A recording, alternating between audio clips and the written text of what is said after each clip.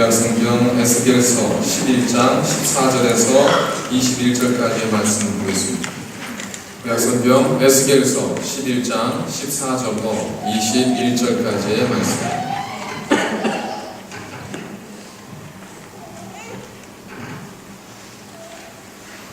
구약성경 에스겔서 11장 14절로 21절까지의 말씀 함께 교독하시면서 공독하시겠습니다. 여호와의 말씀이 내게 임하여 이르시되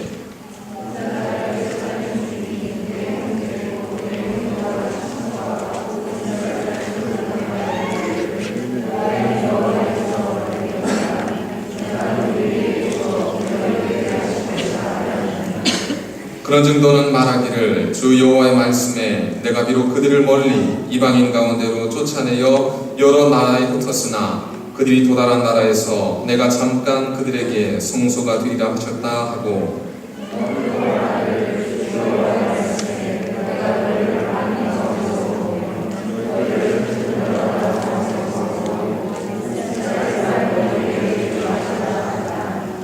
그들이 그리로 가서 그 가운데에 모든 미운 물건과 모든 가증한 것을 제거하여 버릴지라.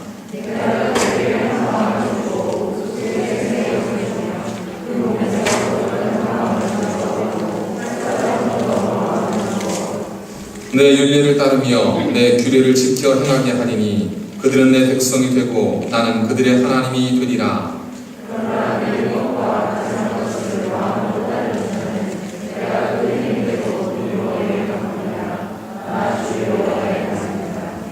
아멘. 제가 예배는 우리 모두가 하나님께 함께 드리는 예배라는 것을 잘 알고 있습니다. 어떻게 하나님께 우리가 온 마음을 다해서 함께 예배를 드릴 수 있을까? 다른 것이 아니라 바로 한 순서에 저희들이 믿음의 고백을 가지고 참여하는 것이 우리가 예배에 함께 참여하는 것이지 않겠습니까? 기도를 드릴 때에 그 기도 가운데 우리가 아멘으로 화답하는 것은 하나님, 저 기도가 나의 기도됨을 고백합니다 하고 우리가 아멘으로 함께 하나님께 기도를 드리는 겁니다. 우리가 하나님께 함께 찬양을 드리는 것은 하나님, 이 찬양이 내가 하나님께 드리는 영광의 찬양 되게 하십시오 하는 마음으로 우리가 하나님께 찬양을 드리는 겁니다. 우리 어떤 말씀을 나눌 때 제가 저 혼자 공독하지 않고 우리 교우들과 함께 교독을 하는 이유도 우리 모두가 하나님께 함께 참여하는 예배자라는 것을 여러분들과 함께 공유하기 위함입니다. 그래서 모든 순서에 이제 조금 더 적극적으로 함께 말씀도 함께 공독해 주시고 또 기도할 때에 그 기도가 나의 기도 되기를 소망하는 마음으로 아멘으로 화답해 주시고 에스라가 말씀을 공독할 때 거기 모인 모든 무리들이 말씀이 한 구절 끝날 때마다 아멘으로 하나님께 화답을 했거든요. 그러니까 그런 것들은 굉장히 성서적인 거고 성경적이고 신앙적인 것이기 때문에 두려워하지 마시고 아멘으로 우리의 모든 예배가 주 앞에 드려지는 예배가 될 수 있도록 앞으로 함께 참여하는 예배 되었으면 좋겠습니다. 예, 이 정도 되면 눈치껏 하셔야 되는데 아직까지도 참 뭘 이렇게 재고 뭘 눈치들 이렇게 보시는지 모르겠어요. 삼오제라고 들어보셨어요?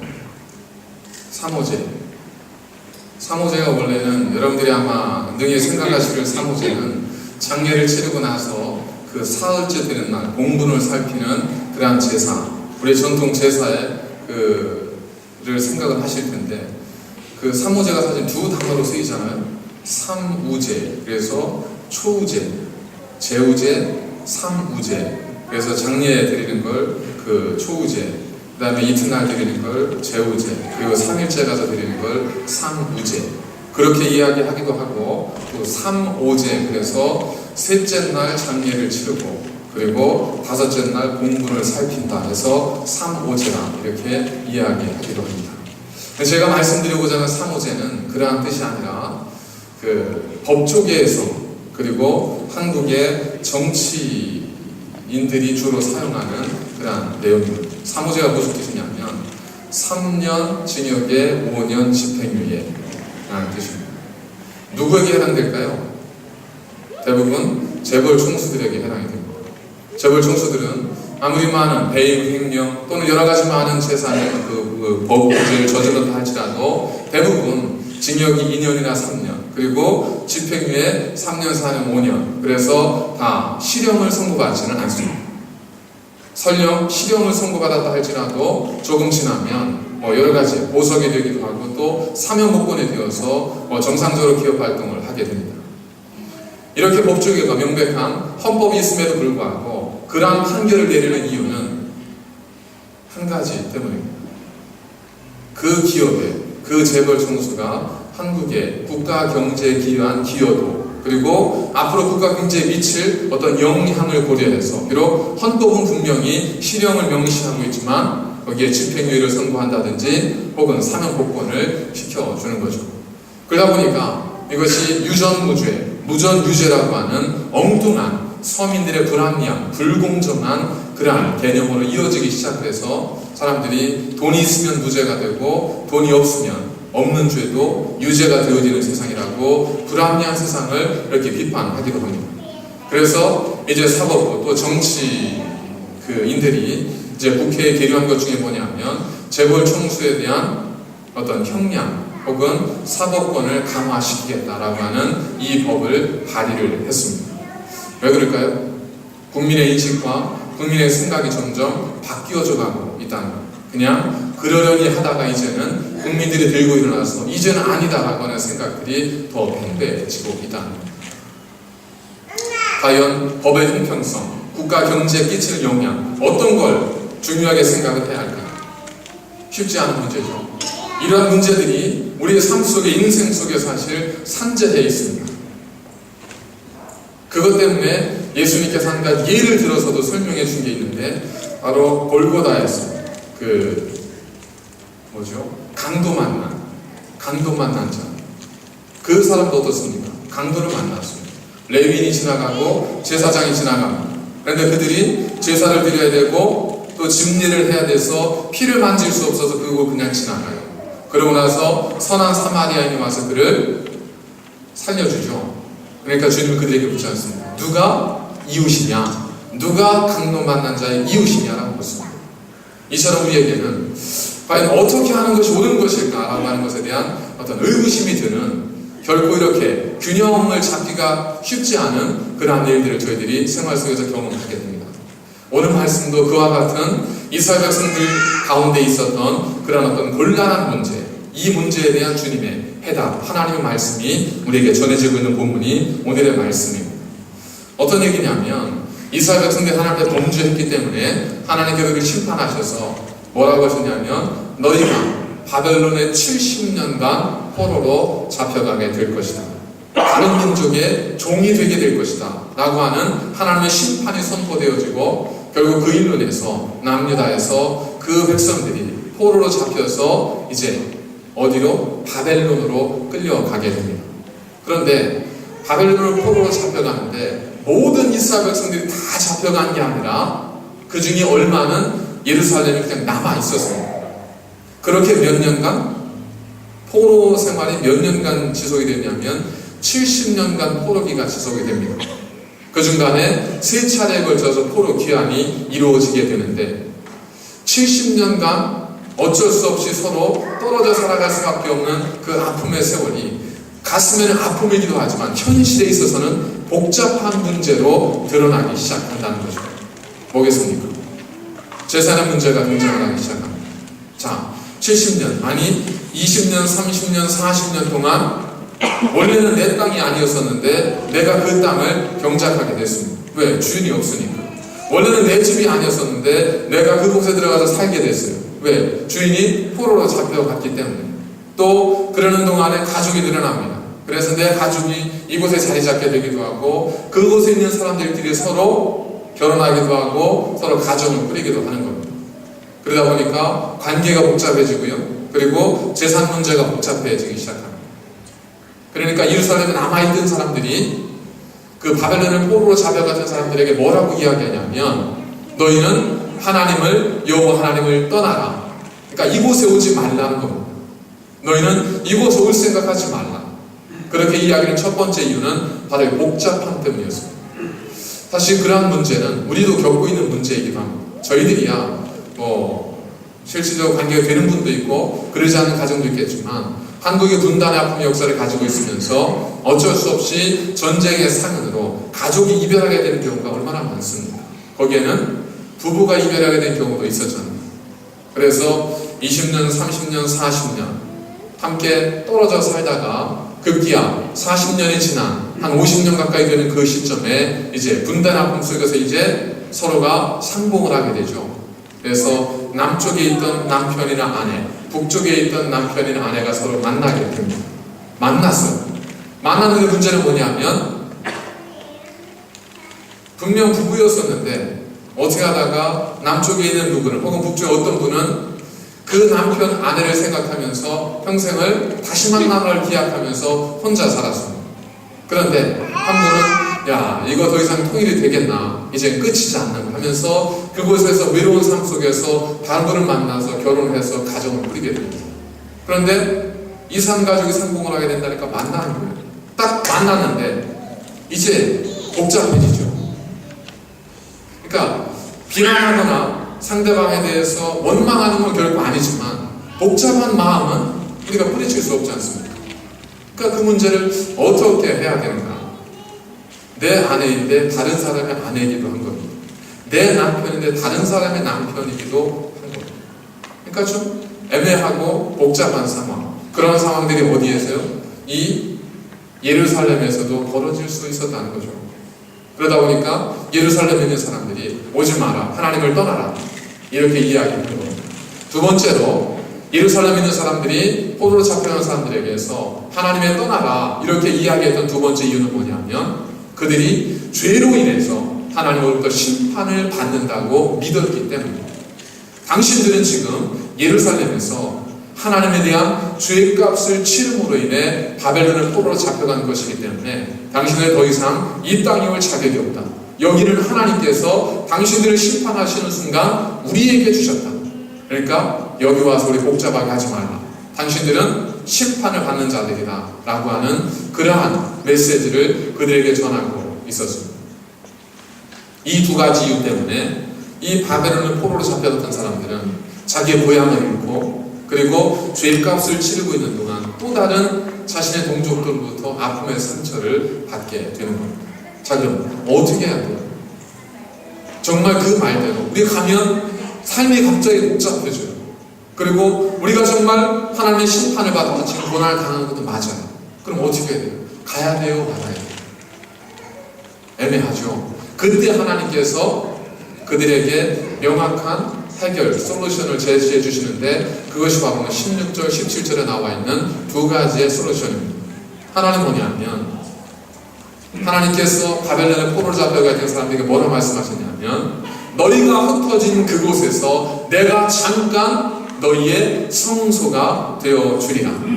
이게 왜 솔루션이 되냐면 첫 번째로 남아있던 유대 이스라엘 백성들이 예루살렘 성전에서 바벨론의 포로로 잡혀간 사람들 향해서 당당하게 외칠 수 있었던 이유는 뭐냐면 예루살렘 성전이라고 하는 하나님의 임재하심이 있는 그 공간이라고 하는 상징성을 그들이 가지고 있었기 때문에 그렇습니다.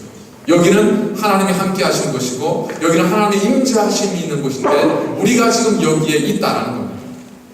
그러니까 너희는 이곳을 생각하지도 말라. 너희는 심판받고 있는 사람들이기 때문에 도무지 이곳에 꿈도 꾸지 말라라는 거죠. 예루살렘 성전은요 우리가 생각하는 것보다 그들에게 있어서는 더 거룩한 것이고 감히 범접치 못할, 감히 예루살렘 성전에 대해서 언급하는 것 자체가 죄일 수밖에 없는 그러한 거룩한 성지였습니다.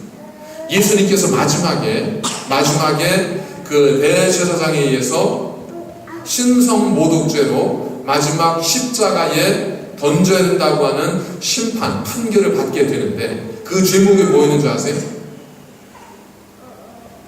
그 죄목이 바로 저 사람이 예루살렘 성전을 사흘 만에 헐어버리겠다고 했습니다. 이 죄목이었습니다.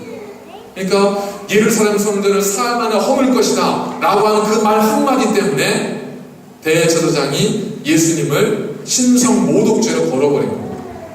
그 정도로 예루살렘 성전은 우리가 생각하는 것보다 더 깊고 더 넓고 더 진지한 하나님의 성읍이었고 하나님의 임재하심의 장소였었습니다.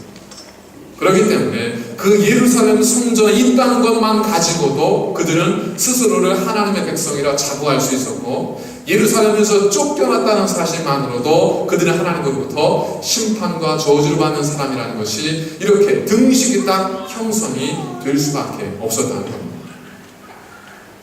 그래서 그들이 이야기할 때 하나님은 오히려 다른 말씀을 하십니다. 너희가 흩어진 그곳에서 내가 너희의 성소가 되어 주리라. 두 번째, 하나님께서 그래 주신 대답이 뭐냐면, 내가 너희를 사방으로 흩었으나 이제 흩어진 모든 곳에서 내가 너희를 모아 이스라엘 나라를 너희에게 기업으로 주리라. 이것이 바벨론 포로로 잡혀가 있던 사람들에게 하나님께서 주신 두 가지의 해답의 말씀이었습니다. 그들을 향해서 오지 마라, 너희는 저주받은 자다. 그 소리가 난무할 때 하나님은 우리를 말씀하십니다. 내가 너희의 성소가 되어주리라. 그리고 내가 너희를 모아서 이스라엘 나라의 기업을 삼을 것이고 너희로 그 땅을, 그 나라를 줄 것이다. 그 말이 포로로 잡혀가서 그 상처받은 이스라엘 백성들에게, 그리고 또다시 형제들에게 상처를 받고 있는 그들에게 얼마나 큰 위로가, 얼마나 큰 희망이, 얼마나 큰 든든한 힘이 되었겠습니까? 에스겔서는 이처럼 포로기에 잡혀가 있던 이스라엘 백성들에게 주시는 하나님의 희망의 말씀입니다. 혹 여기 계신 분들 중에 나를 이처럼 마이너리티로 생각하는 분이 계시다면, 나를 혹 하나님의 뜻대로 심판받아서 고통 중에 있는 사람이라고 생각하는 분이 계시다면, 나를 예루살렘 성전에 거하는 거기에 있는 정신이 아니라 나를 마치 서자처럼 생각하는 그러한 분들이 있다면 오늘의 말씀을 잘 귀 기울여 주십시오. 왜냐하면 이 말씀이 오늘을 살아가는 우리에게도 주시는 하나님의 솔루션이 될 수 있기 때문에 그렇습니다. 아니, 우리에게 주시는 하나님의 살아있는 말씀이기 때문에 그렇습니다. 자, 그렇다면 오늘 이 말씀이 우리에게 전하는 의미는 무엇이겠는가?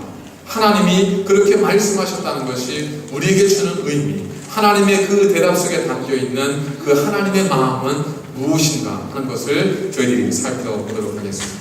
첫 번째는 뭐냐면, 하나님께서 뭐라고 말씀하시느냐면, 너희의 중심이 무너지면 너희는 무너질 수밖에 없다라는 겁니다. 씨름을 하다 보면, 씨름하는 경기를 보면 우리가 재미가 있긴 한데 때로는 지루하기도 한데, 어느 때가 지루하냐면 일어서기까지가 지루해요. 왜냐하면 일어서기까지 선수들이 끊임없는 싸움, 세 단계의 싸움을 합니다.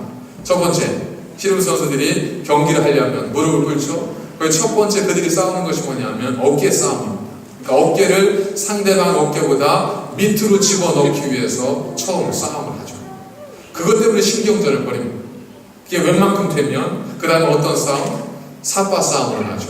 그래서 삿바를 더 깊게, 더 유리한 삿바를 잡기 위해서 두 번째 삿바 싸움을 합니다. 그리고 세 번째, 일어나요.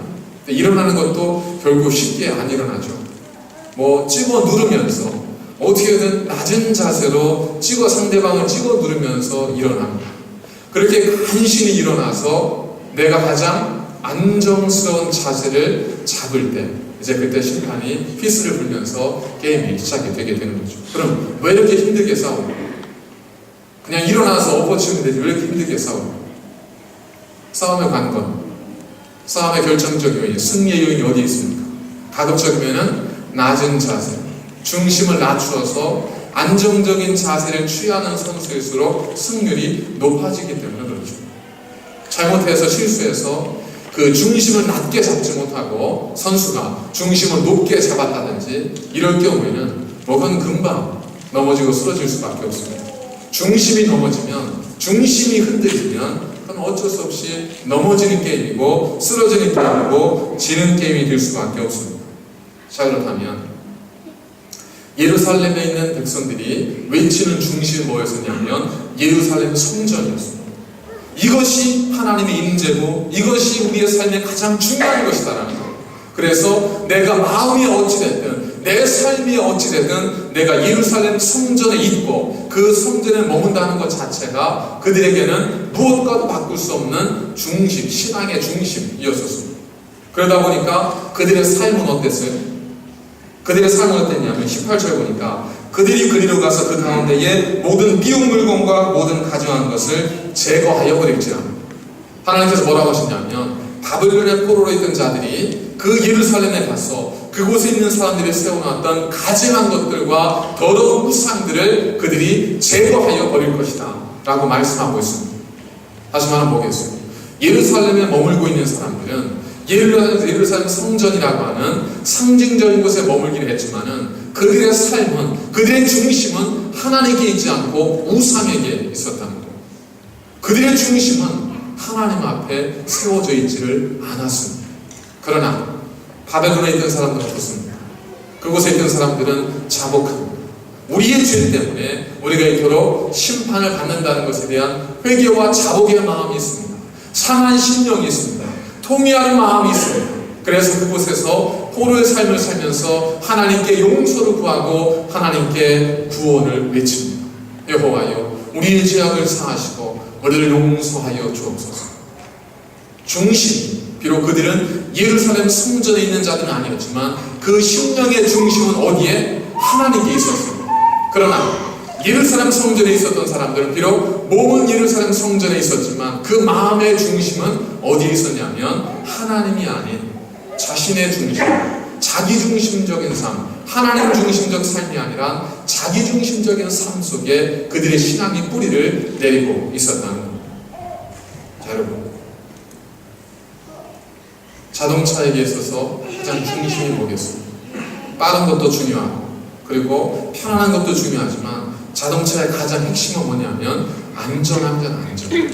예를 들어 이 차가 여러분 이 차를 사시면요 그냥 밟은 지 10초 만에 여러분들이 100km를 달릴 수 있습니다. 여기서 캔버라를 이 차가 운행하시면 한 2시간이면 캔버라에 도착할 수 있습니다. 그런 한 가지 장담 못하는 게 있는데 차가 중간에 어떻게 될지 이게 가다가 퍼질지 날아갈지 터질지는 제가 장담 못하겠습니다. 여러분 차 사시겠어요? 살 수 없죠. 또는 이렇게 이야기하는 거, 여러분 이 차는 얼마나 편안한지 몰라요. 여러분 가시는 동안 버튼만 누르면 커피도 나오고요, 아니 거기서 갑자기 누가 나타나서 커피를 타주고요, 그리고 버튼만 누르면 과자도 나오고요, 그리고 거기서 선풍기도 나오고 여러분 모든 편의시설이 다 갖추어져 있습니다. 그런데 그러다 보니까 부피가 커져서 캔버라까지 오늘 안에 가실 수 있는지는 잘 모르겠습니다.